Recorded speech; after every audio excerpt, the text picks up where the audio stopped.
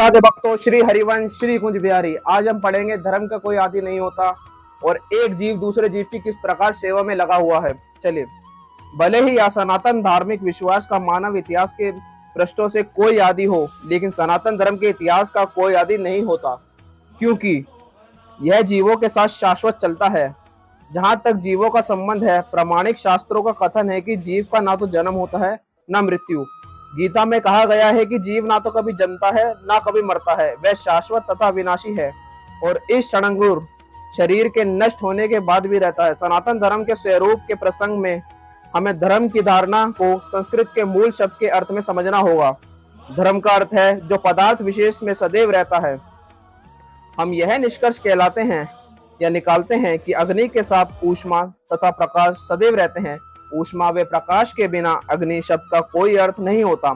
इसी प्रकार हम जीव के उस अनिवार्य अंग को ढूंढना चाहिए जो उसका चीर सहचर है।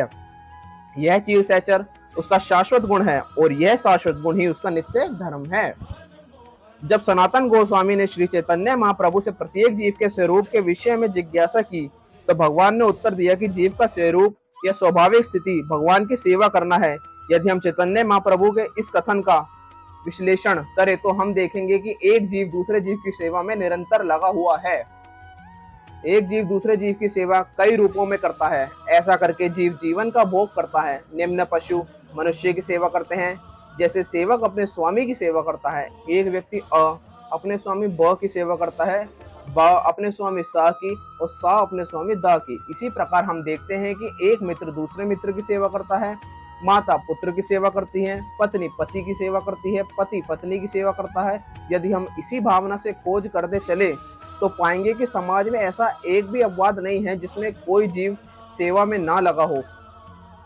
एक राजनेता जनता के समक्ष अपना घोषणा पत्र प्रस्तुत करता है ताकि उनकी सेवा करने की क्षमता के विषय में विश्वास दिला सके। फलतः मतदाता उसे यह सोचते हुए अपना बहुमूल्य मत देते हैं कि वह समाज की महत्वपूर्ण सेवा करेगा।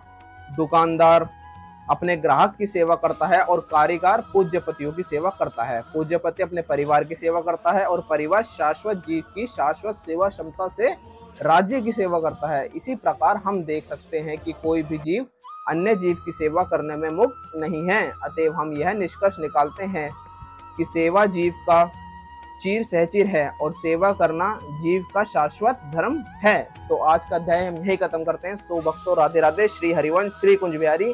वीडियो को लाइक शेयर कमेंट करना ना भूले और चैनल को सब्सक्राइब करना ना भूले। राधे राधे।